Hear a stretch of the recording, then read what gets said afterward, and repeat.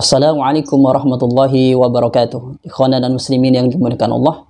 Pada kesempatan kali ini kita akan menyaksikan atau menanggapi salah satu video dari Ustadz Wahabi. Namanya itu Muflis Safitra kalau tidak salah. Ini videonya. Yang kedua, Salafi itu justru sangat cocok di Indonesia. Di Indonesia ini provokatornya banyak. Ya kan? Di Salafi atau kajian Salaf, jangankan berontak kepada pemerintah, demo aja diharamkan. Bagaimana orang mau memberontak ketika demo saja itu dilarang? Dan itu sangat cocok di Indonesia karena ustadz-ustadz akan menyuarakan agar masyarakat itu bersabar dalam menghadapi kekurangan presiden, menghadapi kesalahan-kesalahan misalnya menteri, terutama yang bidang agama misalnya kan. Itu akan lebih menghadapinya lagi dengan kesabaran, dengan ilmu. Dan itu sangat cocok karena di Indonesia ini memang kekacauannya banyak. Kekacauan di bidang politik, sosial, agama, masalah SARA.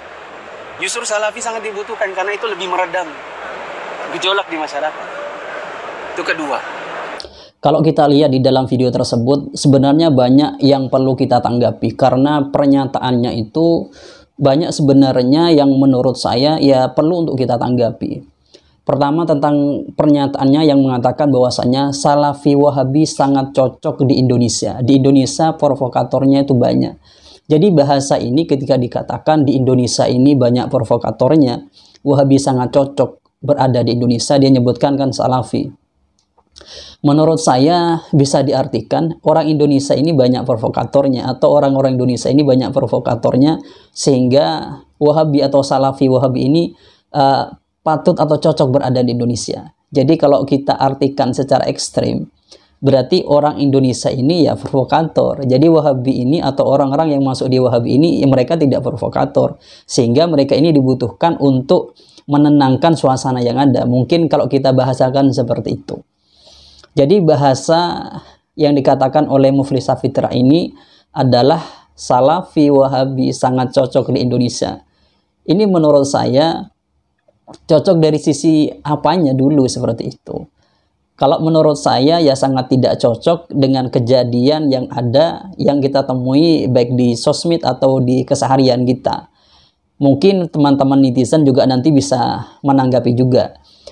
Tentang masalah keilmuannya, kalau kita lihat ustadz-ustadz yang mengaku dirinya sebagai Salafi, ketika dia mengutarakan suatu fatwa atau menjelaskan suatu keterangan, kan perlu banyak untuk dikoreksi karena keterangannya yang disampaikan meskipun mereka dikatakan lulusan Timur Tengah yaitu Arab Saudi, banyak dibaca kitabnya atau banyak dari penjelasannya baik dari syarah hadisnya atau dari hadisnya yang memang perlu untuk dikoreksi oleh teman-teman yang memang sebenarnya itu tidak mondok di Timur Tengah tapi secara keilmuannya itu bisa dikatakan lebih di atasnya mereka yang mondok ke Timur Tengah. Karena di era sekarang ini tidak harus ke Timur Tengah untuk menjadi seorang yang alim atau sangat alim. Itu ya, ketika dikatakan oleh Muflis Safitra ini adalah Salafi Wahabi, itu sangat cocok di Indonesia. Di Indonesia ini banyak provokatornya. Itu menurut saya sangat tidak cocok ketika Wahabi, Salafi Wahabi berada di Indonesia. Tentu kita tahu semua ketika Wahabi Salafi ini berdiam di satu daerah, maka gejolak di masyarakat ini akan timbul. Terutama mereka yang berada di Jawa. Itu menurut apa yang kita saksikan di sosmed atau di media sosial seperti itu. Kemudian dia juga mengatakan bahwasanya di Salafi atau kajian Salaf jangankan memberontak pada pemerintah, demo aja diharamkan. Jadi di Salafi Wahabi ini demo itu tidak diperbolehkan, diharamkan. Padahal kita tahu bahwasanya peraturan di negara kita ini, di Indonesia ini, sebenarnya demo itu diperbolehkan. Demo ini kan termasuk mengemukakan suatu pendapat di muka umum oleh pemerintah ini kan itu dapat legalitas, diperbolehkan. Akan tetapi harus mematuhi apa-apa yang memang telah ditentukan oleh pemerintah. Jadi kalau Wahabi ini mengharamkan, berarti dia telah mencegah haknya salah satu hak yang menjadi hak bagi rakyat Indonesia. Itu kurang pas menurut saya. Seharusnya demo itu tetap diperbolehkan, boleh, akan tetapi harus mengikuti aturan pemerintah yang sudah mengatur tentang masalah demo ini.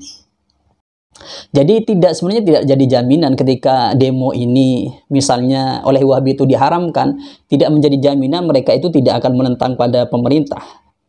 Karena kalau kita lihat sejarah terbentuknya negara Wahabi ini, nanti teman-teman bisa membaca misalnya di kompas.com atau di mana, itu akan menemukan suatu fakta yang memang sebenarnya belum banyak diungkap di media massa, terutama oleh ustadz-ustadz Wahabi ini. Kalau kita lihat di Tempo ini, kita akan menemukan redaksi semacam ini di Tempo ya, di Kompas ya, maaf, di kompas.com. Di sini ada begini.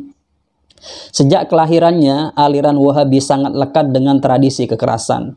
Bersama dinasti Saud, kaum Wahabi berusaha menundukkan suku-suku di Jazirah Arab di bawah bendera Wahabi atau Saudi. Ini di kompas.com, bisa dicek nanti. Kemudian juga dikatakan masuk Wahabi, kemudian juga dikatakan setiap suku yang belum masuk Wahabi diberi 2 tawaran jelas. Masuk Wahabi atau diperangi sebagai orang-orang musyrik dan kafir. Jadi, kalau melihat bahasa seperti ini itu kan sangat ekstrim sekali ya.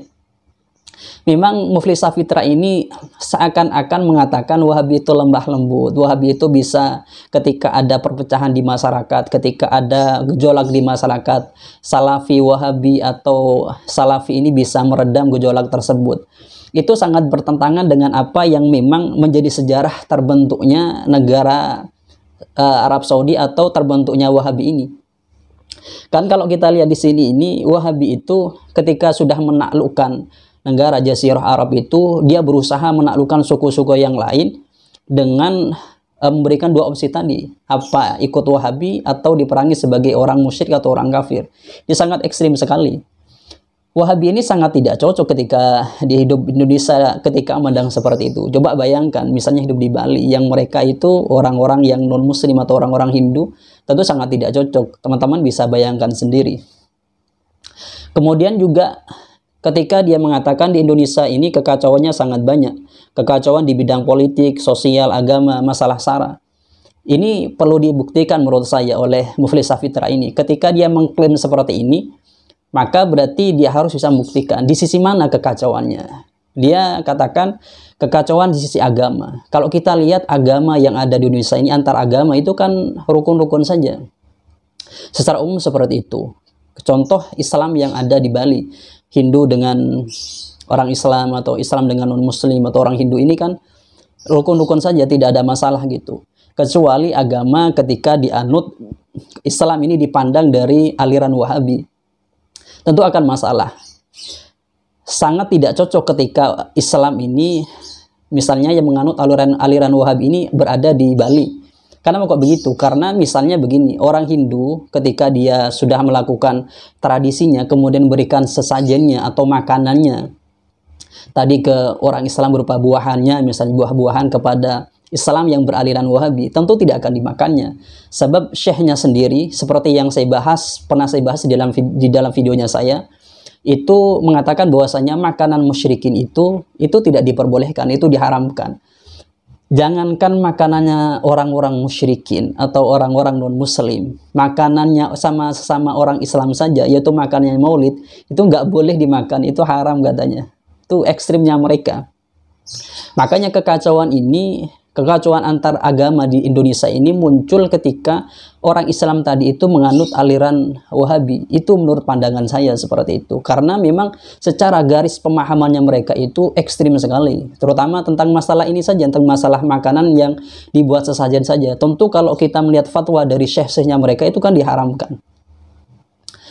Kemudian tentang masalah sosial, kekacauan sosial, kekacauan seperti apa? Sosial yang kita, terutama ya, yang di lingkungan saya itu masih aman-aman saja. Mereka semua bergotong royong. Mereka ketika ada masalah sosial ikut bantu. Itu yang dimaksud kekacauan itu seperti apa? Harus bisa menjelaskan Muflis Safitra ini, harus bisa bertanggung jawab menurut saya. Ketika mengklaim dengan tanpa ada dasar bukti, menurut saya itu sangat bahaya sekali. Kemudian lagi masalah kekacauan masalah SARA, itu harus dijelaskan oleh Muflis Safitra, oleh Ustadz Wahabi ini. Kalau tidak bisa membuktikan, ya menurut saya kalau bicara tentang masalah seperti ini jangan bicara di depan umum, menurut saya itu sangat bahaya. Ini sebenarnya Muflis Safitra ini berangkat ketika Rhoma Irama itu mengklaim bahwasanya Wahabi ini suka ngerebut masjidnya orang-orang di luar Wahabi. Kemudian dia menjelaskan dengan panjang lebar, salah satunya poinnya yang saya kutip tadi di dalam video tersebut. Jadi itulah tanggapan saya di dalam videonya Ustadz Wahabi tersebut, yaitu Muflis Safitra. Mungkin teman-teman punya pandangan berbeda tentang tanggapan pada video tersebut, bisa nanti ditulis di kolom komentar. Tapi saya sangat tidak setuju ketika memang tadi itu bahasa tadi yang diungkapkan oleh Muflis Safitra itu, bahwasanya aliran kelompok Wahabi atau Salafi, Wahabi dia sebutnya atau Salafi, sangat cocok di Indonesia karena di Indonesia banyak provokatornya. Itu sangat tidak cocok bahasa seperti itu. Mungkin juga di dalam masalah kekacauan di agama atau sosial atau sara, itu sangat tidak cocok sekali bahasa seperti itu. Menurut saya, ketika sebagai seseorang ustadz, meskipun itu berbicara di lingkupnya sendiri, maka harus pakai bahasa yang memang bahasa itu bahasa itu setidaknya tidak bisa untuk dipertanggungjawabkan. Karena oleh jamaahnya nanti ketika berbicara sesuatu yang memang perlu untuk misalnya ada pembuktian atau investigasi, itu harus dipertanggungjawabkan, karena setidaknya nanti ketika berbicara ustadznya itu mereka akan menyebarkannya ke sosial media. Mungkin itu yang bisa kami jelaskan di dalam tanggapan kami terhadap videonya Ustadz Wahabi tersebut, yaitu Muflis Safitra. Intinya saya itu kurang setuju dengan apa yang disampaikan atau yang diklaim oleh Ustadz Wahabi tersebut, yaitu Muflis Safitra. Mungkin itu yang bisa kami sampaikan, dapat kami sampaikan. Semoga ini bermanfaat. Dari kami, wallahu a'lam bishawab. Assalamualaikum warahmatullahi wabarakatuh.